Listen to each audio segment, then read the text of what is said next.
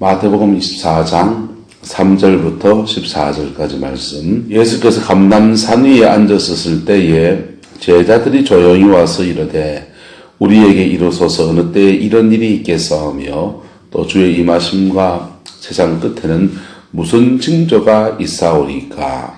예수께서 대답하여 이르시되 너희가 사람의 미혹을 받지 않도록 주의하라. 많은 사람이 내 이름으로 와서 이르되 나는 그리스도라 하여 많은 사람을 미혹하리라. 난리와 난리 소문을 듣겠으나 너희는 삼가 두려워하지 말라. 이런 일이 있어야 하되 아직 끝은 아니니라. 민족이 민족을 나라가 나라를 대적하여 일어나겠고 곳곳에 기근과 지진이 있으리니 이 모든 것은 재난의 시작이라. 그때 사람들이 너희를 환란에 넘겨주겠으며 너희를 죽이려고 너희가 내 이름 때문에 모든 민족에게 미움을 받으리라. 그때에 많은 사람이 실족하게 되어 서로 잡아주고 서로 미워하겠으며 거짓 선지자가 많이 일어나 많은 사람을 미혹하겠으며 불법이 성함으로 많은 사람의 사랑이 식어지리라. 그러나 끝까지 견디는 자는 구원을 얻으리라. 이 천국 복음이 모든 민족에게 증언되기 위하여 온 세상에 전파되니 그제야 끝이 오리라. 아멘. 예수님께서 그 가이사랴 빌립보 지방에서 신앙 고백을 하고 베드로가 신앙 고백을 하고 그 다음에 이 고백 위에 나의 교회를 세우겠다 그러셨어요. 그때부터 예수님의 행적이 급격하게 십자가를 향해 가는 행적으로 바뀌게 됩니다. 그 전까지 행적은 기적을 행하고 병 고치고 제자들에게 복음을 전해주시고 이런 것들을 주로 했다면 순환을 예고하고 난 뒤에 가이사랴 빌립보 지방에서 너희는 나를 누구라 하느냐 하면서 신앙 고백을 받고 난 뒤부터는 급속하게 십자가를 향해 가는 여정으로 옮겨지게 돼요. 그 옮겨지게 된 여정 안에서 주님이 제자들에게 중요한 가르침들을 몇 가지를 줍니다. 가장 중요한 가르침을 몇 주냐 하면은 첫 번째 주는 것이 바로 종말에 관한 얘기예요. 종말에 관한 얘기. 두 번째 주는 것이 뭐냐 하면은 이제 그 성령이 오신다는 또 다른 보혜사가 와서 내가 가고 난 뒤에 또 다른 보혜사가 와서 내가 하는 일을 마저 이어가기도 할 것이고 너희를 견고하기도 하고 이제 해주신다 이렇게 되어 있습니다. 그 여정을 함께 가는 여정을 이제 그 성전 순례 올라가는 이스라엘 백성의 절기 6월절 절기를 지키는 사람들이 갈릴리에서부터 저 온데에서 모여가 예루살렘 몰려가거든요. 그 여정의 사람들과 함께 일어난 일이기 때문에 그 여정 안에서 여러 가지 일들이 막 길 가는 도중에서 일어나게 됩니다. 그래서 신앙 고백 이후의 행적을 크게 세 가지로 예수님의 가시는 예루살렘 성전 순례 여정, 그 다음에 또 하나는 그 종말에 대한 예언, 또 하나는 이제 재림에 대한 예언, 또 하나는 성령에 오셔서 너희를 교훈하시고 이끌어주시는 한다는 성령에 관한 교훈, 이 세 가지로 이렇게 구성해 나누어 볼 수 있습니다. 이번 주간은 이 종말에 대한 얘기를 좀 나누고 다음 주간은 성령에 대한 얘기를 좀 나누고 고난 주간 동안에는 계속 일요일부터 해서 월요일부터 해서 예수님의 행적을 중심으로 계속 나눠왔기 때문에 그거 조금 하고 그 앞에 예수님이 성전 순례의 여정을 어떻게 가는지 그 여정 안에서 어떤 일이 났는지를 사건 중심의 행적은 마지막 주간에 그렇게 다룰까 생각을 합니다. 이번 주간은 이제 종말에 대한 얘기들로 함께 나누기 원합니다. 이 구약 성경에 말한 선지자들은 예수님의 예언을 해나갈 때 이런 식으로 해나간 거예요. 초림과 재림을 이렇게 보는 겁니다. 보세요. 이쪽에서 봐서 초림도 미래에 있고 재림도 미래에 있어요. 이렇게 보면 이게 겹쳐 보입니까? 안 겹쳐 보입니까? 먼 산을 보면은 산과 산봉우리가 겹쳐 보입니까? 뚝 떨어져 보입니까? 겹쳐 보이잖아요. 겹쳐 보이는 것처럼 구약의 선지자들은 예수님의 메시아의 초림과 재림을 이렇게 겹쳐서 본 겁니다. 초림도 보고 재림도 봐요. 근데 이 초림에 초점이 맞춰진 선지자가 이사야 선지자예요. 구약의 소선지자들은 주로 재림에 초점을 맞추어서 이야기가 되어 있어요. 근데 이게 재림에 초점이 되어 있지만은 이게 겹쳐져 있어요. 그래서 유대인들은 예수님 메시아를 기다리는데 계속 어떤 메시아를 기다립니까? 초림의 메시아를 기다립니까? 재림의 메시아를 기다렸습니까? 재림 메시아를 기다린 거예요. 그 사람들은 재림하시는 주님이 행하신 일들을 초림 때 해주기를 바라고 있었던 겁니다. 재림하시는 메시아는요, 만왕의 왕이시고 만주의 주이시고 모든 왕중의 왕이시고 모든 어그러진 것 심판하시고 바로잡으시고 자기 백성을 구원하시고, 초림의 메시아는 십자가에 죽으시고 십자가에 죽으시 인류의 죄를 대속하시고, 초림의 메시아는 재림의 메시아를 맞을 수 있는 준비를 해주시는 역할을 하시고, 초림의 메시아는 십자가에 죽는 메시아고, 재림의 메시아는 만왕의 왕이 되셔서 온 인류를 심판하시는 메시아입니다. 그리고 새로운 하나님의 나라, 완전한 천국으로 우리를 끌고 가시는 영광의 메시아예요. 이스라엘 백성들은 영광의 메시아를 기다렸습니까? 순환의 메시아를 기다렸습니까? 네, 영광의 메시아를 기다리는 겁니다. 근데 다들 영광의 메시아를 기다리는데 예수님이 초림 때에 순환의 메시아라는 사실을 깨닫고 선포한 사람이 성경에 예수님 행적 안에서 최초로 나타난 사람이 몇 사람이 있어요. 예수님 아기 때 나타났던 시몬과 안나 같은 사람이 그런 사람이고요. 예수님이 성년이 되었을 때에 공생애를 시작하실 때에 세례 요한이 이렇게 말합니다. 보라, 따라합시다. 보라, 세상 죄를 지고 가는 하나님의 어린 양이로다. 세례 요한은 예수님이 당대에 해야 될 사역을 정확하게 알고 그렇게 예언을 한 겁니다. 그런데 그 세례 요한도 감옥에 갇히고 되게 자기가 힘들어지고 이제 생명이 와까닥 하는 그런 순간에 되니까 예수님에게 제자들을 보내서 오실 그이가 당신입니까? 우리가 다른 일을 기다리까? 그렇게 묻는. 왜?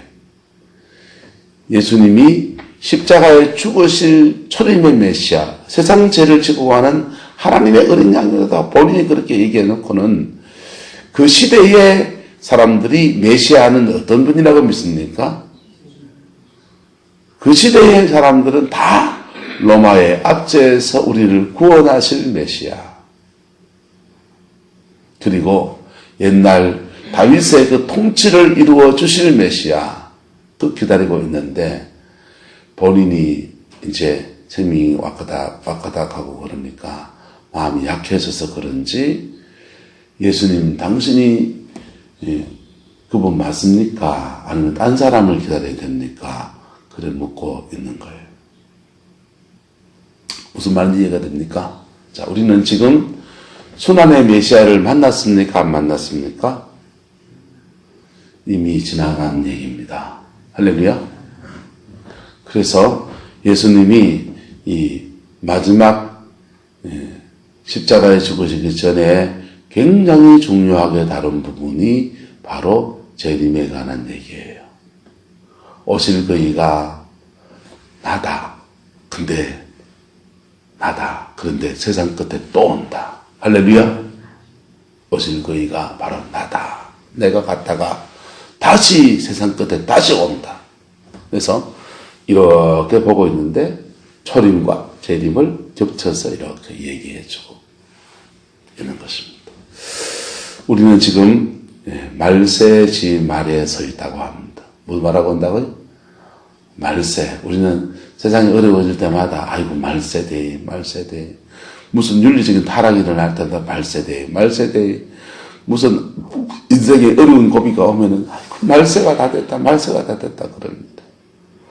그런데 아마 여기 오신 분들은 예수님이 오시기 전에 여러분들이 먼저 갈 사람들이 아마 얼마 넘어갈 겁니다. 몰라. 안정부 권사님 오래 산다 예언을 들었으니까 안정부 권사님만 살아서 주님 맞을지 모르겠고 어쨌든 여러분이 하나님 앞에 서는 개인적인 종말도 있고 또 주님이 이 땅에 오셔서 이 지구 역사가 끝나고 새로운 하나님의 나라의 역사로 넘어가는 이 재림의 역사도 일어날 그때가 오는데 그 우주적인 종말이라고 그래요.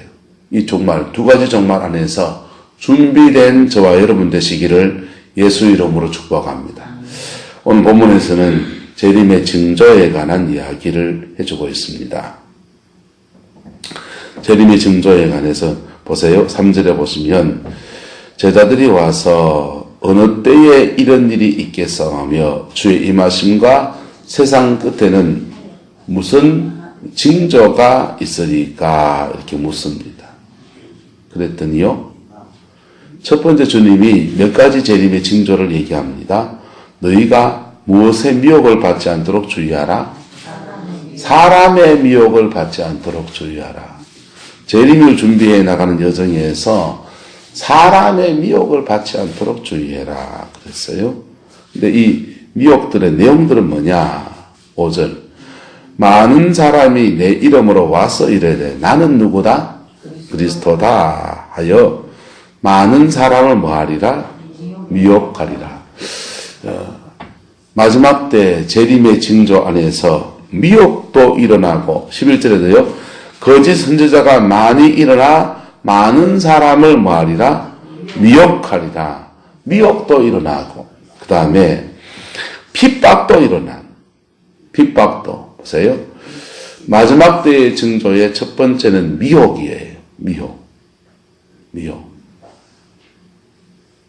많이 껴. 미혹이고요. 그 다음 또 6절에 보세요. 난리와 난리 이런 것들 민족이 민족을 대적하는 거 기근과 지진이 있는 거 이런 것들은 환경적으로 어렵단 말입니까? 쉬워진단 말입니까? 환경적으로 어려운 일이 많이 생긴다 그랬어요. 9절에서는요. 그때에 사람들이 너희를 어디게 환란에 넘겨주겠고 너희를 뭐한다? 죽인다 이랬습니다. 이건 뭡니까? 핍박이라고. 보세요. 마지막 때의 징조는 첫 번째 미혹. 미혹은 두 가지입니다.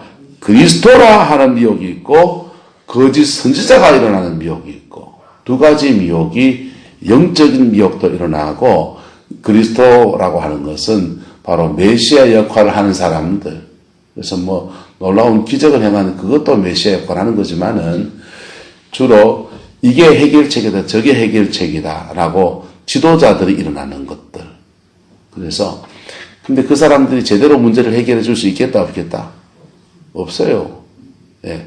이 땅에 옛날 말에 가난은 나라는 거 못 먹는다 하듯이 인간의 문제를 제대로 해결해 줄 수 있는 지도자는 사실은 별로 존재하지 않습니다. 정치 지도자 뽑을 때마다 대통령 뽑을 때마다 저 사람 뽑으면 나라가 해도 뒤집어지고 뭐 될 것 같지만은 그렇게 되는 법이 별로 없어요. 지도자를 통한 미혹, 지도자를 우리가 의지하면서 받아지는 미혹, 그 다음에 거짓 선자, 종교적인 미혹 이런 것을 통해서 무엇을 떠나게 하려고 하는 겁니까? 하나님을 의지하는 것. 여러분 인생의 문제를 하나님께 의탁해 해서 주님 앞에서 풀어가는 지혜와 은혜가 있기를 예수 이름으로 축복합니다. 그게 안 되면 우리는 거짓 그리스도의 미혹에 빠지게 되는. 저 사람 세워놓으면 해결되겠지. 이 사람 세워놓으면 되겠지. 이 사람 만나면 해결, 저 사람 만나면 해결되겠지. 여러분 하나님 앞에 서서 있으면 하나님이 사람을 붙여줘서 해결시킵니다. 그때는 그 지도자가 의미가 있어요. 그런데 하나님 앞에 해결하지 않고 사람만 자꾸 의지하게 되면은 그는 거짓 그리스도에게 미혹되는 사람이에요. 근데 종교적인 미혹은 영적인 미혹들이에요. 거짓 선지자의 미혹입니다. 거짓 선지자. 이제 한번 박근재 목사님하고 대화하면서 그러더라고요. 이 땅에는 성공한 이단도 있고 성공하지 못한 짠체 이단도 무지 많다는 거예요. 특별히 영적인 일들에 이르면 이거는 진짜 심각한 문제예요. 엄청나게 많습니다. 이게요. 정통신학에서는 양신 역사를 인정하지 않아요. 근데요, 양신 역사 있어요. 사람들은 양신 역사를 특별히 예언사에게다가 적용을 많이 해요. 쉽게. 예언이, 여기 예언하고 저기 예언 틀리면 둘 중에 하나는 양신 역사다. 이래 생각해요. 잘못 생각하는 겁니다. 성령의 역사가 아니고 악한 영에 의해서 영적인 사역이 일어나는 것은 악한 영의 역사예요. 그죠? 그런데 한 사람이 성령으로도 사역하고 악한 영으로도 사역하면 이걸 양신 역사라고 하는 거예요. 네, 양신 역사. 또는 자기는 받은 영이 무당영을 받았는데 예수 이름 걸고 사역하면 사람들은 양신 역사. 그거는 양신 역사가 아니고 악한 영이 하는 거라고. 여러분, 귀신도 병 고치고 귀신도 예언하고 별짓 다 해요. 특히 쪽집게 같은 예언들은 무당들이 더 잘 맞춰요. 하나님의 예언 따라서 하나님의 예언은 항상 인격적입니다. 인격적이에요. 그래서 우리가 어떻게 반응하느냐 하고 관계가 있어요. 무당들의 예언은 동쪽으로 10보, 서쪽으로 5보 이렇게 넘어가는 거. 그날 몇 날 며칠 일에 나간다. 연일에 김기현 목사님 이렇게 예언을 쭉 이렇게 누가 해주는 걸 들으니까 김 목사님이 이렇게 같이 신앙에서 같이 사역을 쭉 하면서 지혜가 참 많이 늘었더라고요. 이래 얘기합니다. 오늘 주신 감동은 요런데, 한 2년쯤 지나고 6개월쯤 지나고 난 뒤에는 하나님 또 다르게 말씀하시는지 모르겠습니다. 그때 가서는, 그 상황에 가서는 다시 응답을 받아봐야 됩니다. 이러더라고. 그 말이 맞을까요? 틀릴까요? 맞는 말이에요. 오늘 주시는 감동은 이런데, 좀 지나서 곧 상황이 됐을 때, 당신이 어떻게 믿음으로 반응했냐에 따라서 응답이 또 달라지는 거예요. 계속 주님의 인격적 관계 안에서 우리를 이끌어 가시는 거예요. 좋은 선지자는 주님과 인격적 관계를 맺어줍니다. 나쁜 예언자는요, 사람을 조정하려고 요래 하는데 니 내 말 들어라 이런 거. 그러니까 자기 종삼을 분별력을 갖출 수 있길 축복합니다. 아니면 여러분이 이끌어 가시는 하나님의 인도하심을 여러분만이 받을 수 있는 영적 코드가 열려지기를 축복합니다. 그러면 예언자가 필요 없어요. 누구한테가 예언 받을 필요 없어요. 내게 준 감동 따라 쭉 가시면 돼요. 이게 내 삶을 통해서 검증되어졌으면 예언자 필요합니까? 필요합니까? 필요 없잖아요. 내 길로 가는데. 여러분, 시금치 농사 짓는 거 저한테 물어볼 필요 있습니까? 없습니까? 토마토 심어야 되는 일주일 단위로 일주 출하량을 생각해서 언제까지 심으려면 시기 맞춰가면 저한테 물어볼 필요 있어요? 없어요? 없잖아요. 왜 없습니까? 여러분 삶에 이미 검증되었고 이미 경험치가 있어서 데이터가 있어서 지금 심는 거, 일주일 뒤에 심는 거, 3달 뒤에 심는 거 해가지고 출하량을 조절을 몇 월 달까지 이러면 8월 달 말까지 8월 중순까지 출하하면 되겠다. 그거 있잖아요. 그 데이터대로 여러분들이 움직이고 있지 않습니까? 똑같이 성령이 저와 여러분에 계십니다. 그래서 성령이 내 인생을 이끌어 가시는 거. 내 인생을 이끌어 가시는 시간표를 내가 가지고 있으면 돼요. 내가 가지고 있으면 돼요. 그러면 내 인생에 그것이 지난날을 쭉 해서 이렇게 경험치로 쌓여져 있는 사람은요, 언제나 하나님의 인도함을 따라갈 준비가 되어 있는 거예요. 할렐루야. 그래서 마지막 때의 처음 준비는 바로 성령의 바른 인도함 따라가고 미혹을 받지 않는 것입니다. 여러분의 인생을 누가 열어줄 수 있습니까? 하나님이 열어줄 수 있고, 사람, 그리스도 역할을 하는 사람이 열어주시는 게 아니에요. 주님이 열어줄 수 있습니다. 내가 피 묻은 주의 십자가 앞에 설 때마다 주님은 친히 그리스도의 영으로 임하셔서 우리 이끌어 가십니다. 거기에 목회자가 할 일이 뭐냐? 그 길을, 그분의 인도함을 받을 수 있도록 도와주는 조력자 역할을 하면 되는 것이죠. 자, 이게 종말의 때에 주어지는 첫 번째 징조, 미혹이라는 것입니다. 핍박입니다. 6절. 난리와 난리의 소문, 민족이 민족을, 그 다음에 기근과 지진, 환경적인 요건에서 여러 가지 막 어려움이 옵니다. 그것을 8절에 이 모든 것은 무엇의 시작이라? 재난의 시작이라. 환경에서 막 여러 가지 어려움이 막 닥치고 있습니다. 지금 여러분, 전 세계 역사는 계속해서 전쟁의 역사입니다. 전쟁의 역사예요. 냉전 체제 안에서는 미국과 소련이, 러시아가 이렇게, 구소련이 이렇게 대치하고 그랬어요. 지금은요, 미국과 누구와 싸웁니까? 북한하고 싸울 것 같아요. 북한은 미국 눈에 들어오지도 않아요. 우리나 걱정하고 있지.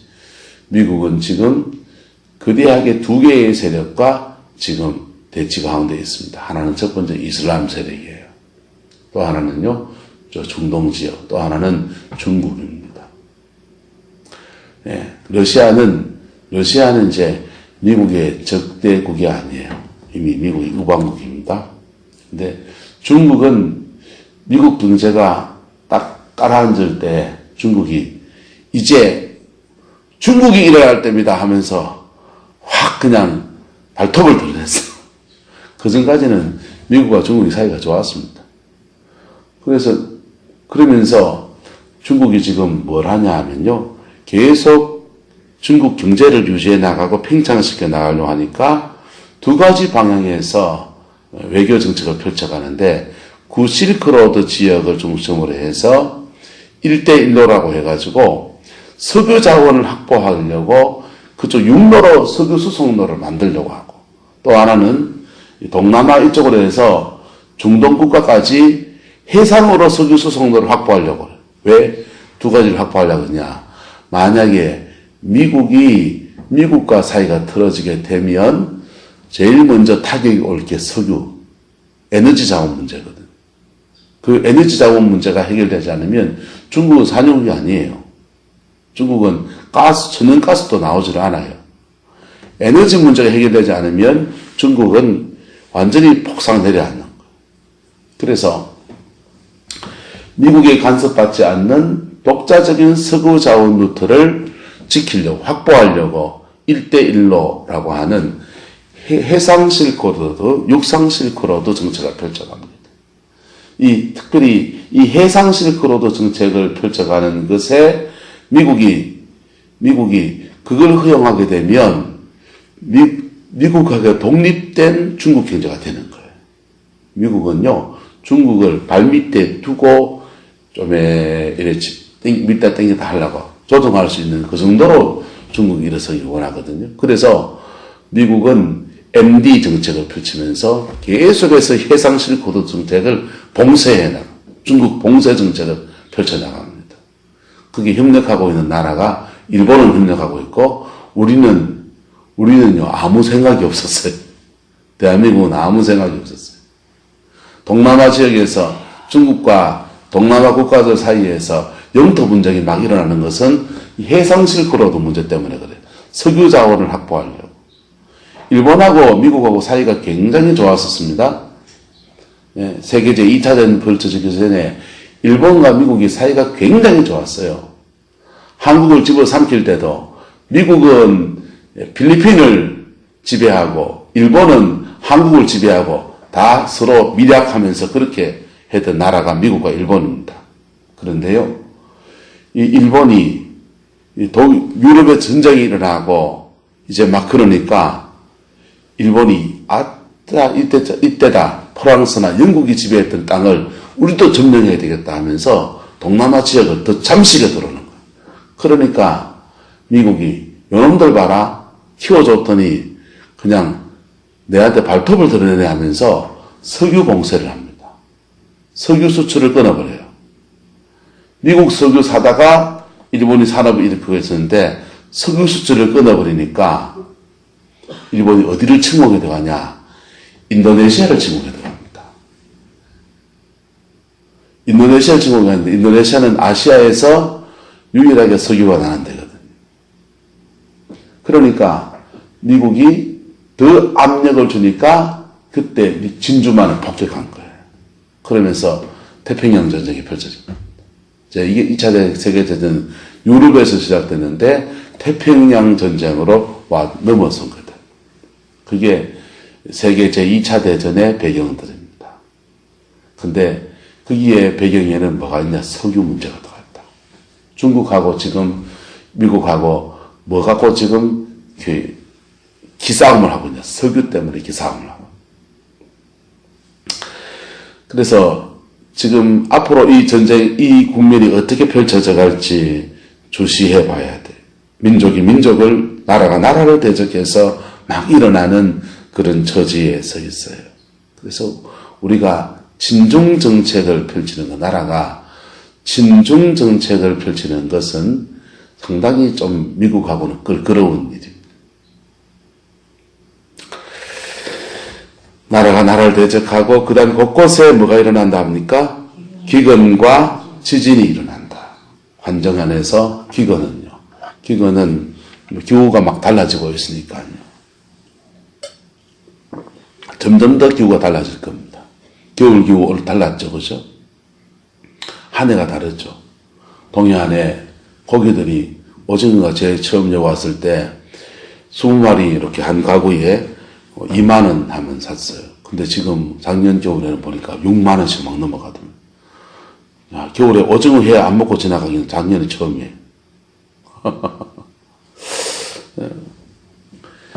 이게 북한 지역에서 많이 남대해서 그런 것도 있지만은 동해안 지역에 수온이 달라졌어요. 수온이 달라져서 오징어의 해류 경로가 지금 달라지고 있는. 어족 자원이 감소되는 것도 있지만 막 달라지고 있는데 달라진 환경에 제대로 우리가 적응을 못하는 것도 있다. 그래서 기근도 일어나고 이제는 지진도 점점 더 많아지게 되고 점점 더. 우리나라도 지금 지진 안전지대가 아니잖아요. 포항 장성동 저쪽에는요. 아파트에 지금 새로 들어가야 될 사람은 불안해서 안 들어간다 그러고 기존 아파트 있는 사람들은 팔려고 내놓는데 들어올 사람이 없어가지고 날리고 지금 그런 시대에 가고 있어요. 기근과 지진이 많아진다. 그 다음에 9절에요. 너희를 어디에 넘겨주겠고 환란에 넘겨주겠고 너희를 죽이리니 내 이름 때문에 너희가 모든 민족에게 뭘 받는다고 합니까? 미움을 받는다 이랬습니다. 또 하나의 징조는요. 14절에 보세요. 이 천국 복음이 모든 민족에게 뭐 하됩니까? 정언되기 위하여 온 세상에 전파된다. 세상이 약해지는데 이상하게 복음은 전 세계로 뻗어나가서 전 인류가 다 복음을 받는 시대가 된다. 여러분 바로 지금이 그때입니다. 지금이 그때입니다. 전 지구상에 섬처럼 복음이 안 들어간 지역이요. 이슬람 근처 조금 하고요. 북한 하고요. 그 다음에 예루살렘, 이스라엘 지역 조금, 그 외에는 공산권 다 열리면서 다 복음이 들어갔습니다. 네? 하나님의 은혜가 갑자기 거대한 공산권 세력을 무너뜨려서 다 복음이 들어가 있었어요. 중국에 복음이 들어가 있습니다. 지금 삼자교회 처속에 구분할 필요가 없어요. 중국에서는요. 이제는요. 복음이 들어가요. 러시아요. 유럽 그 소련 지역에 있을 때는 복음 들어간 게 마피아가 근처 해지비가 감시하고 있는데 지금은요. 소련 지역에 다 복음이 들어가 있습니다. 네. 소련의 위성 국가들도 다 복음이 들어갔습니다. 중간중간에 핍박이 있긴 하지만 다 다 복음이 들어갔습니다. 지금이 바로 무슨 때입니까? 마지막 때를 향해 가고 있는 것입니다. 인류는 지금 마지막 때를 하고 가고 있는 것입니다. 저는 옛날에 그런 생각을 해봤습니다. 예수 믿는데 이렇게 막 아득아득 할 게 뭐 있냐. 자기 인생 열심히 살다가 그냥 나이 한 60 넘어가면 70 넘어가면 그때 교회 서슬 나와가 천당할 준비해가지고 그래가 천당 가면 되지. 그래 생각을 해봤었어요. 근데요, 목회를 쭉 하면서 보니까 나이 60이 돼서 70이 돼서 오신 분들이 우리 교회를 보면서 느껴요. 늦게 신앙생활 하신 분들이요, 이 신앙의 습관이 안 들어있고 또 잘못 들어있으니까 그게 인생이 힘들면은 또 나이가 들면은 믿음 생활 더 잘할 것 같은데 예배당 와서 내 살 것 같은데 경로당 가서 고스톱 치더라고. 안 그렇습니까? 여러분, 눈 밝을 때 성경 읽고, 네. 오석근 선생님 찬송을 제일 힘든 것 중에 한 얘기가 찬송 부르면 자꾸 틀니가 띠나 하려고 그러는데요. 집 있을 때 찬송 많이 부르고 기도하고 해서 여러분의 신앙이 주님 맞을 준비가 미리미리 잘 되어 있기를 예수 이름으로 축복합니다. 이런 어려운 일이 마지막 때 왜 이런 어려운 일들을 왜 허락하시느냐? 몇 가지입니다.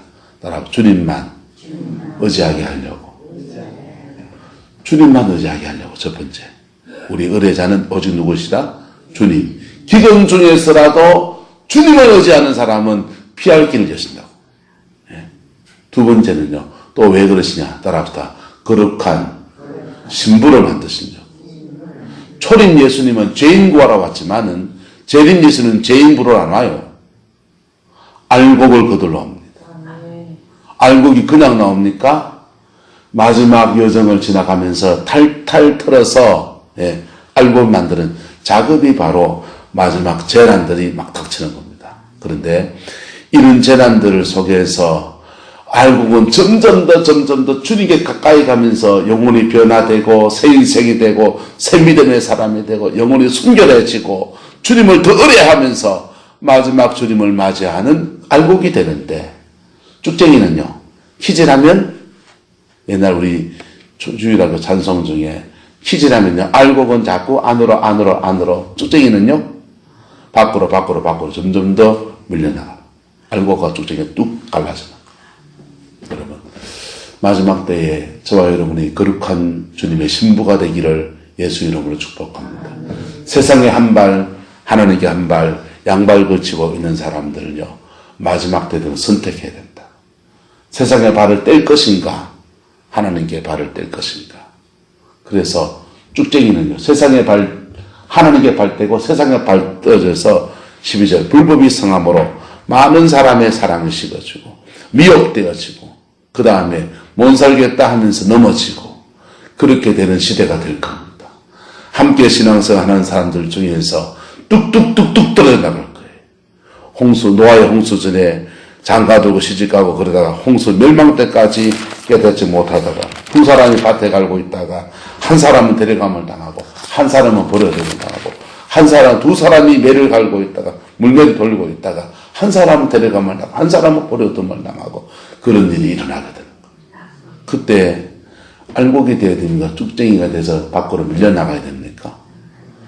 길을 쓰고 줄을 붙드는 사람은요, 그런 어려움들 속에서라도 계속해서 줄을 붙드는 사람은 점점 알곡이 되고 더 알곡이 되고, 그럴 때 이래보는 사람은요, 자기도 모르는 사이에 서서히 밀려나가요. 여러분, 개인의 종말 때도 마찬가지예요. 우주적 종말 때도 그렇지만 인생 개인의 종말 때도 여러분, 믿는 사람도 암에 올립니다. 믿는 사람도 인생 어려움 막 옵니다. 그 속에서 누구를 의뢰하고요? 하나님 의뢰하고. 사람 믿을 그 인내 없네? 없네 하고요. 주님 의뢰하고 딱 가면요, 그 환난 풍파가 오히려 주께 더 가까이 가고 주님을 더 의뢰하고 믿음이 순결해지는 기회와 계기가 되는 거예요. 그런데 그걸 믿음으로 받아들이지 않으면 연세가 드실수록 마음 하나 못 내려놔가지고 더 어려워지는 거예요. 네. 맥주로 경로당 갔다가 떡 한 조각에도 시험 들고 막 그러는 거예요. 네. 괜히 마실에 갔다가 뭐 말 한마디에 실족하고 막 그래 되는 거예요. 여러분, 믿음의 사람 되시기를 예수 이름으로 축복합니다. 주님 오실 때가 다 됐습니다. 이 마지막 때를 맞이해서 우리가 뭘 해야 됩니까? 뭘 해야 되냐? 여러분, 주님을 더 가까이 하는, 하나님만 의뢰하는 삶, 내가 거룩한 그리스도의 신부가 되겠다는 결단, 그리고 이런 여정에서도 천국 복음이 모든 민족에게 전언되고 그 여정에, 하나님의 이 여정에 내가 마음을 모으겠다는 결단, 이 세 가지 결단이 저와 여러분이 있기를 축복합니다. 그러면 마지막 때의 인생을 잘 살게 됩니다. 한국교회에 요한계시록 열풍이 불어가지고 한때 막 난리를 쳤어요. 몇 년 전까지. 그런데요, 계시록의 말씀을 잘 아는 게 중요한 게 아니고 제대로 준비되는 게 중요하다고. 제대로 준비되는 건 안 하고 정말의 강조가 어떻다, 666이 어떻다, 바코드가 어떻다, 뭐 베리칩이 어떻다, 그거 쓸데없는 얘기예요. 그게 중요한 게 아니고 어떤 시대든지 마지막 때든지 초림 때든지 우리의 구원은 피 묻은 십자가입니다. 그 십자가 앞에 내가 똑바로 서고 하나님과 믿음의 삶을 선택해 가는 것, 그것이 우리가 예수 제대로 맞이하는 신령한 준비인 것입니다. 그 복을 누리는 저와 여러분 되시기를 예수 이름으로 축복합니다. 기도하겠습니다. 사랑과 은혜가 많으신 아버지 하나님, 주님 오실 징조들 말씀을 통해 나누었습니다. 이 말세가 다 됐는데 우리가 깨어있지 않고 저 영혼이 정결하지 않고 하나님의 믿음으로 살지 못하는 어리석은 모습을 주님 용서해 주시옵소서.